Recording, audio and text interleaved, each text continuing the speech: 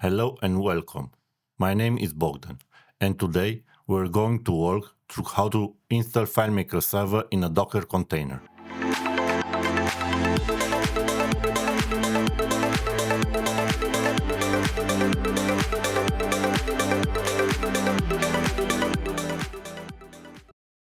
As I mentioned before, we're going to install FileMaker Server inside a Docker container running on Ubuntu 24. The best part of this setup is how simple this installation is. No complicated steps, no extra tools. It also helps you to use your hardware better and even run multiple FileMaker Server instances on the same machine. Don't worry if it sounds new. You will know exactly what I mean in just a moment. Let's go step by step. In this chapter of the video, we're working on a server running Ubuntu 24. And here's the key point. Ubuntu 24 is fully supported by FileMaker Server 22. That means we can install it with confidence, knowing everything is officially compatible and will run as expected. On the screen, you can see the zip package that comes officially from Claris. So I'll extract the package. And now you can see the installer folder that Claris provides for FileMaker on Ubuntu. These are the files you would normally use for a direct local installation on the server. At the top, there is a folder named Docker. It includes everything we need to deploy FileMaker Server 22 inside a Docker container. In other words, a more flexible, modern, and efficient way to run your server. Let's take a look inside. Here we've got the resource folder, the Docker file, and the FileMaker Docker installer shell script. This script basically automates the whole installation, so you don't have to configure everything by hand. And of course, there's a README file that guides you throughout the process step by step. In summary, we have two options: the classical local installation and the Docker option that it's more modern, flexible, and easier to move between systems. Both work perfectly on Ubuntu 24 with full FileMaker support. Before we start, let's take a quick look to the server that we are going to use for this installation. Ubuntu 24.04 operating system, an Intel Core i7-4790K processor, 32 GB of RAM, and 1.5 TB of SSD storage. As you can see, the machine is pretty modest. It's an i7-4970K with 32 GB of RAM. This processor is more than 10 years old, but still works for this kind of jobs. Now that we saw the system, let's start with basic checks before begin the installation. The first thing you want to do is to check if the IP address is free. In my case, I'm going to use 192.168.0.98. I start with a quick ping. If the IP replies, it means something already is using it.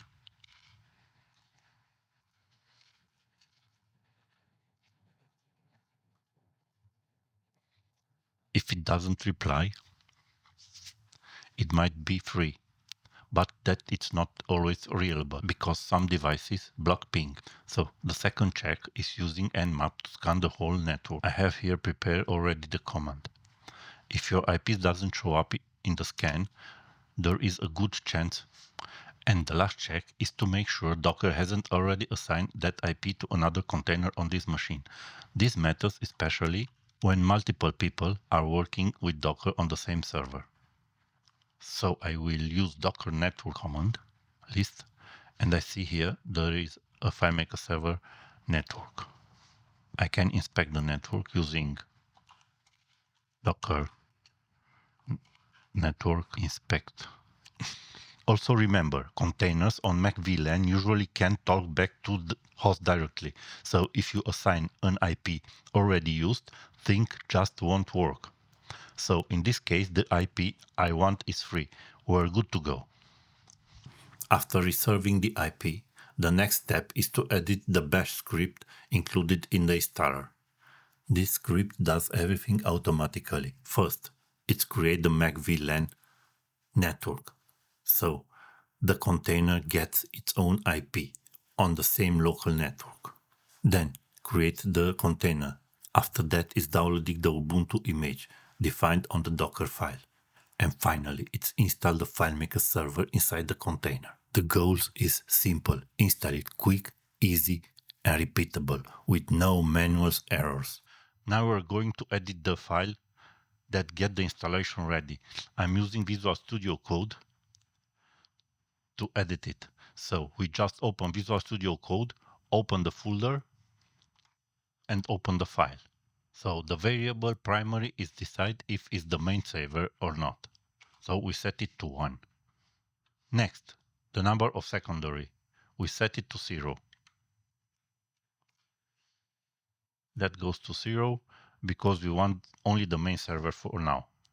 IP address is the IP we want the container to use.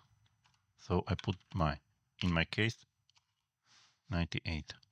Network name, we leave it as it is. Then we set the username and the password.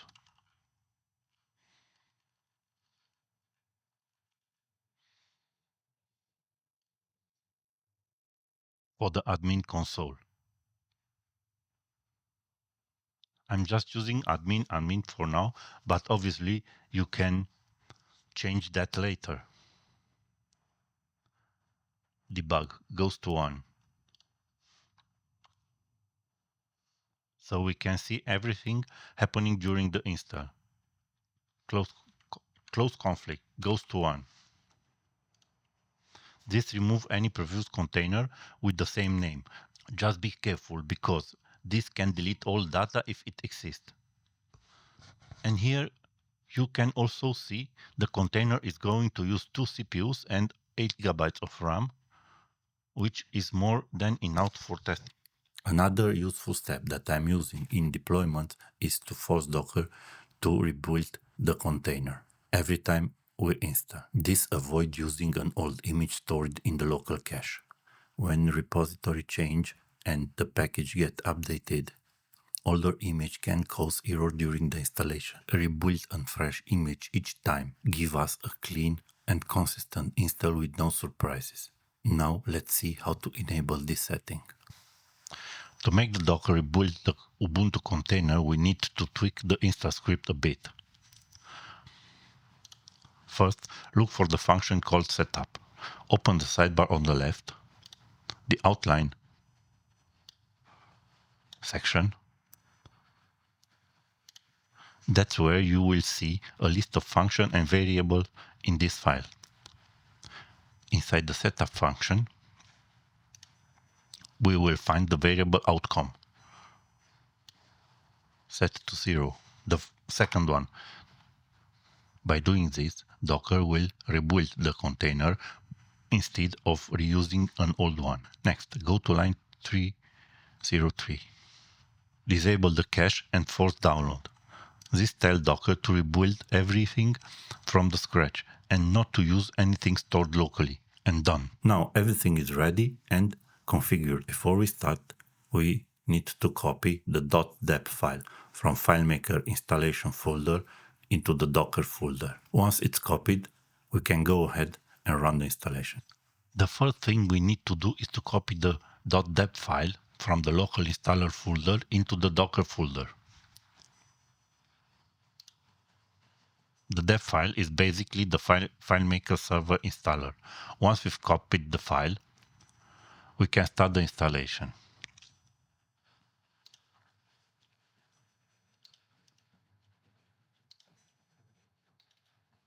So we copy it here. To run the installation, we just execute the script, this script with sudo, and we add the option 1.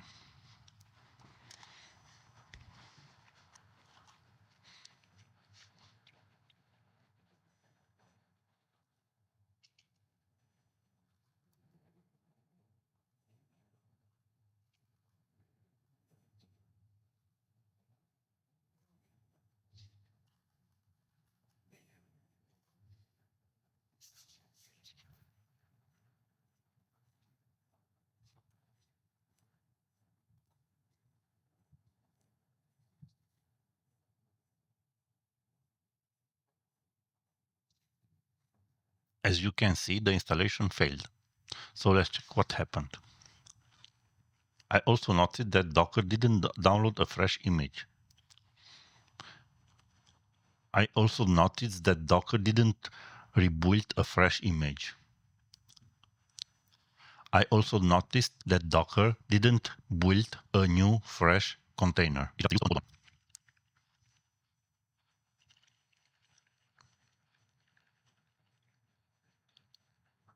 And here's the issue. The installation failed because I forgot to set the... And here's the issue. The installation failed because I didn't set the admin console pin. So we get back to installer script and fix that. While we're there, we also check the Docker image settings. Okay, I forgot to save the file. This is one of the issues.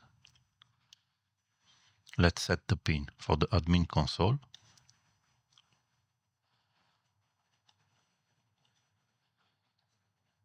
We set 1, 2, 3, 4. And we save the file. So we fix that, save the file, and run the installer again.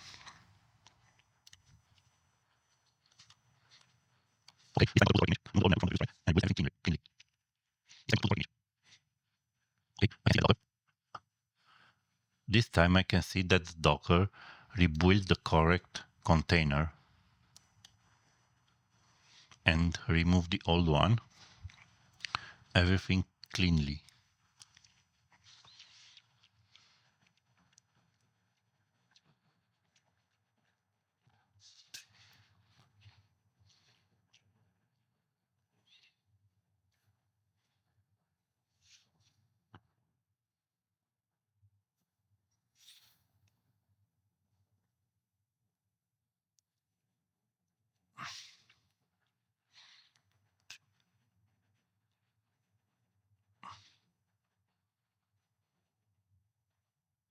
Removing the old network.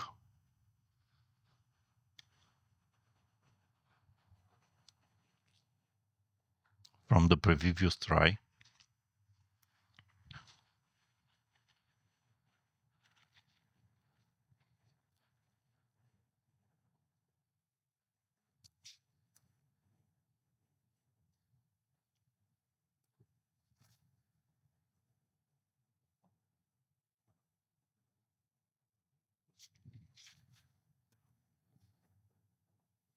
Now everything looks good. The installer even shows the URL for the admin console. The installation is complete.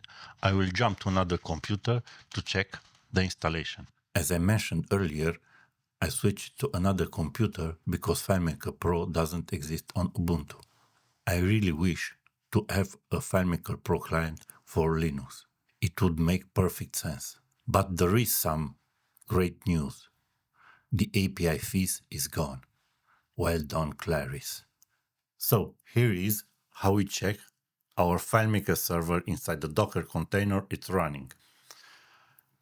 First, open the browser and go to the address provided by the installer. Log in with your credentials, accept the certificate, and that's it.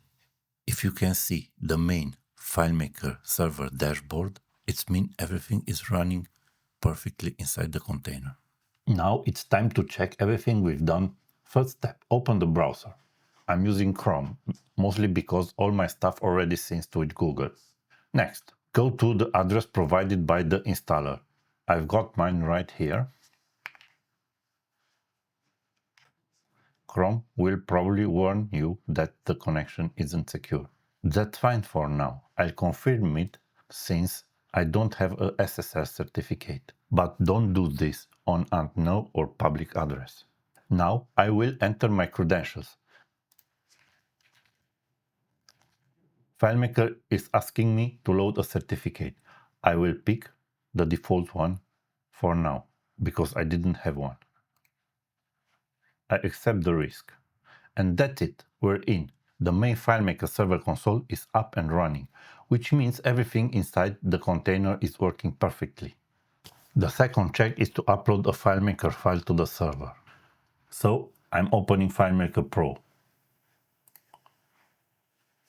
selecting Upload to Host.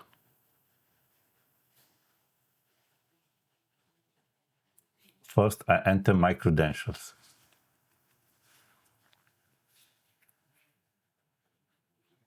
Okay. Then I pick the file I want to upload.